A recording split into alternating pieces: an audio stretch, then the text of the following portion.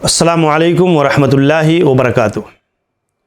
محترم ناظرین کرام، دعاؤں کی یہ سیریز جس میں ہم اور آپ دعا کے آداب، مستحبات اور سنن سے متعلق کچھ باتیں دیکھ اور سن رہے ہیں، آئیے ہم دیکھتے ہیں کہ دعا کا ایک بنیادی ادب اور طریقہ یہ بھی ہے کہ ارتفاع الہمم والمقاصد فی الدعا، کہ دعا میں ہم اپنی ہمتوں کو اور اپنے مقاصد کو بلند رکھیں۔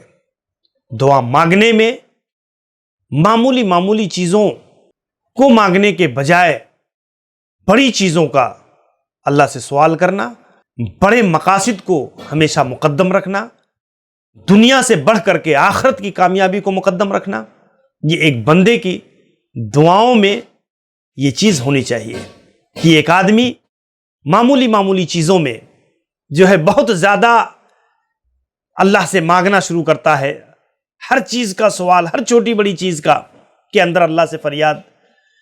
صبر کا دامن ایک آدمی کو نہیں چھوڑنا چاہیے۔ اسی لیے آئیے ہم دیکھتے ہیں، یہ مفید اور بڑی اہم ترین چیز ہے۔ اللہ تبارک و تعالی کی رحمتیں بہت وسیع ہیں، اللہ تعالی ہمیشہ اپنے بندوں کو نوازتا ہے۔ نبی صلی اللہ علیہ وسلم فرماتے ہیں فَإِنَّ اللَّهَ لَا يَتَعَادَمُهُ شَيْءٌ آتَاهُ، کہ اللہ رب العالمین کتنی ہی چیز دے دے، وہ کوئی بڑی چیز نہیں ہوتی۔ لا يَتَعَاظَمُهُ شَيْءٌ، کوئی چیز اللہ کے لیے بڑی نہیں ہوتی۔ کسی انسان کو غربت و مسکنت سے نکال کر کے مالداری عطا کر دینا، کسی بیمار کو بیماری سے نکال کر کے صحت و تندرست بنا دینا، کسی عام آدمی کو بادشاہت کے مرتبے پر فائز کر دینا، عطا کر دینا، یہ اللہ تعالیٰ کے لیے کوئی بڑی چیز نہیں ہے، اللہ کے لیے کوئی بہت اہم چیز نہیں ہے، بلکہ اللہ رب العالمین کے لیے یہ معمولی چیزیں ہیں۔ لا يتعاظمہ اے لا یعظم علیہ اعطاء شیء، اللہ تعالیٰ کا کسی چیز کو عطا کرنا یہ بہت معمولی سی چیز ہے۔ اسی لیے اللہ ان کان ذنوبنا امثال الجبال، اگر ہمارے گناہ پہاڑوں کے مثل ہیں تو اللہ تعالیٰ کے لیے اسے معاف کرنا، درگزر کر دینا، یہ کوئی بڑی چیز نہیں ہے۔ ایک گناہ گار پوری زندگی گناہوں میں ڈوبا ہوا ہے، لیکن جب بھی وہ اللہ تعالیٰ کی طرف رجوع کرتا ہے، پلٹتا ہے، فریاد کرتا ہے، اللہ سے مانگتا ہے، تو اسے یہ تصور نہیں رکھنا چاہیے کہ ہمارے گناہ تو بہت بڑے ہیں، بلکہ اسے سمجھنا چاہیے کہ ہمارے گناہوں سے بڑھ کر اللہ کی رحمت، اللہ تبارک و تعالی رحیم ہے، اللہ کریم ہے، اللہ رب العالمین اپنے بندے کو دیتا ہے، نوازتا ہے۔ اور اسی لیے اللہ تبارک و تعالی نے حدیث قدسی کے اندر فرمایا لو اجتمع الاولون والآخرون، تم میں سے پہلے اور آخر سب کے سب لوگ کسی جگہ جمع ہو جائیں اور ہر آدمی اپنی چاہت و خواہش کے مطابق اللہ سے مانگے، اور اللہ تعالی ہر آدمی کی خواہش اور چاہت کو پوری کر دے، تو ما نقص ذلک من ملکی شیئا، اللہ کہتا ہے میری بادشاہت میں اتنی سی کوئی چیز کمی نہیں آئے گی، معمولی سی چیز بھی نہیں گھٹے گی۔ اللہ تبارک و تعالی اسی لیے ہمیشہ اپنی ہمتوں کو بلند رکھنا چاہیے، مقاصد کو بلند رکھنا چاہیے۔ آپ دیکھیں ایک حدیث، اس سے اندازہ ہوگا، اللہ کے نبی فرماتے فَإِذَا سَأَلْتُمُ اللَّهَ فَاسْأَلُوهُ الْفِرْدَوْسَ، جب تم اللہ سے مانگو تو جنت الفردوس کا سوال کرو، فَإِنَّهُ أَوْسَطُ الْجَنَّةِ وَأَعْلَى الْجَنَّةِ، یہ جنت کا سب سے اعلیٰ درجہ ہے۔ جنت مانگنے میں بھی اپنی ہمتوں کو بلند رکھو۔ فوق عرش الرحمن، رحمان کے جو ہے اس کے اوپر رحمان کا عرش ہے، ومنہ تفجر انہار الجنہ، اور وہاں سے جنت کی نہریں جاری ہوتی ہیں۔ اور اسلاف کے یہاں صحابہ میں یہ چیزیں ملتی ہیں۔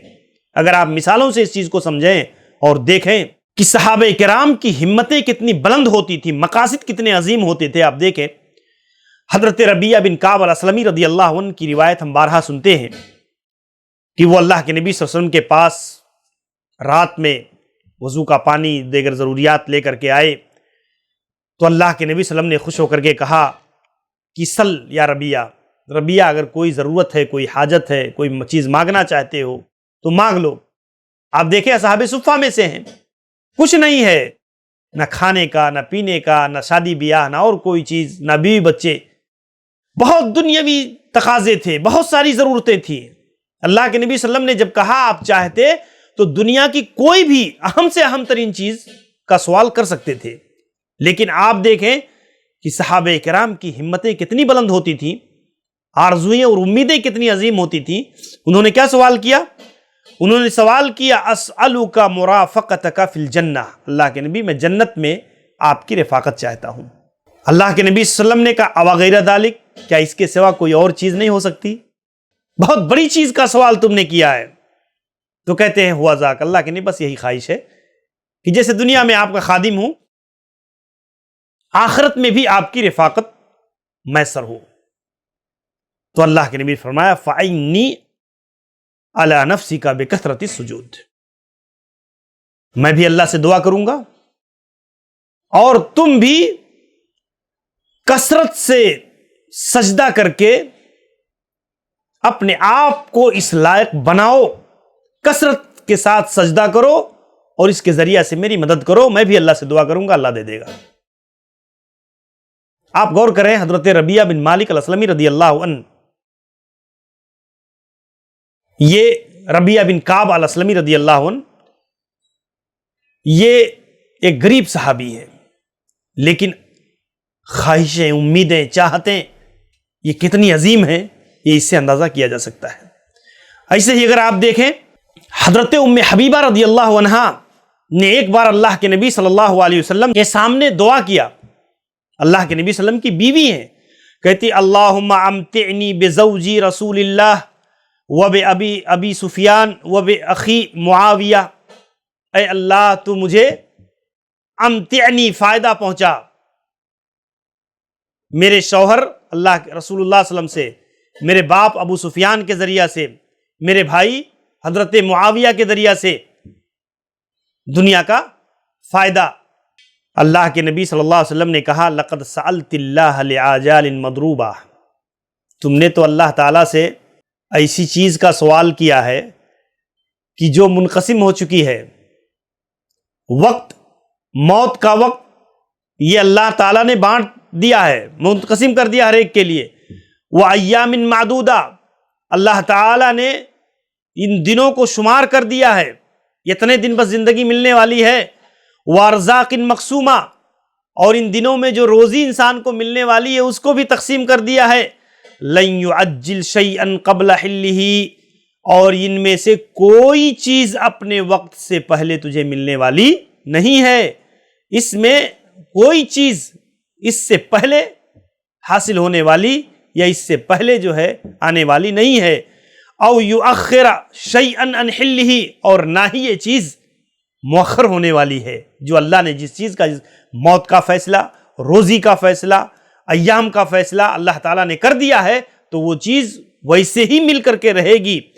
وَلَوْ كُنْتَ سَأَلْتِ اللَّهَ أَن يُعِيذَكَ مِنْ عَذَابٍ فِي النَّارِ، اگر تو یہ دعا کرتی کہ اے اللہ عذاب نار سے، جہنم کے آگ سے ہماری حفاظت فرما، جہنم سے پناہ دے، او عذاب فی القبر، قبر کے عذاب سے پناہ دے، اور کان خیرا و افضل، تو یہ چیز تیرے لیے افضل اور بہتر ہوتی۔ یہ اللہ کے نبی صلی اللہ علیہ وسلم کی تربیت کا ایک پہلو ہوتا تھا کہ اللہ کے نبی بہت زیادہ دنیا کا سوال، دنیا کو مانگنا، یہ اللہ کے نبی صلی اللہ علیہ وسلم اس چیز پر تربیت نہیں کرتے تھے۔ دنیا کے معاملات اور مسائل تو آتے ہی رہتے ہیں، انسان کی زندگی ہی مسائل سے گھری ہوئی ہے، اور ہر مسئلے میں انسان بے چین ہو جائے، ہر مسئلہ یعنی ایسا خواہش کرے کہ دنیا میں کوئی تکلیف آئے ہی نہ، کوئی مشکل اسے پہنچے ہی نہ دنیا میں، یہ ممکن نہیں ہے۔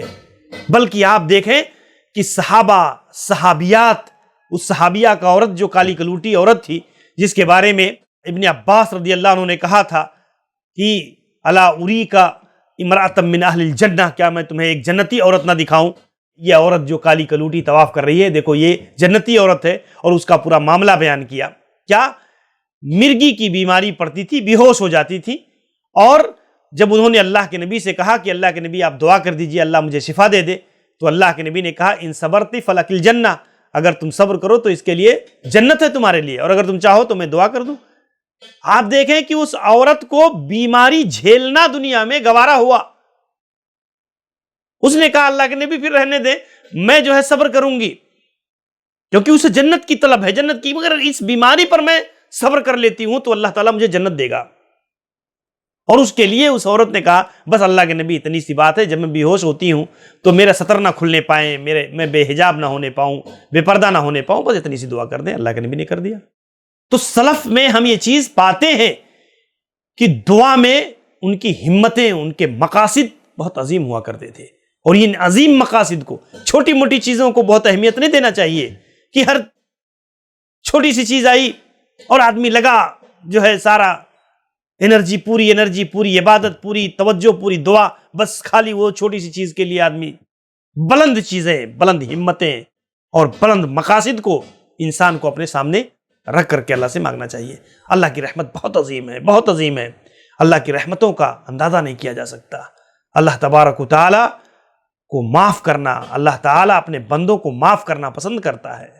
اللہ تبارک و تعالیٰ بندوں کی توبہ کو قبول کرنا پسند کرتا ہے. تو اس کی بنیاد پر ہم ہمیشہ اپنے عزائم کو بلند رکھیں، مانگنے میں، سوال کرنے میں بھی عظیم چیزوں کا، اور بالخصوص آخرت کی کامیابی کا کو ترجیح دینا چاہیے انسان کو، اور اللہ سے دعا کرنی چاہیے. اللہ تعالیٰ ہمیں اس کی توفیق دے.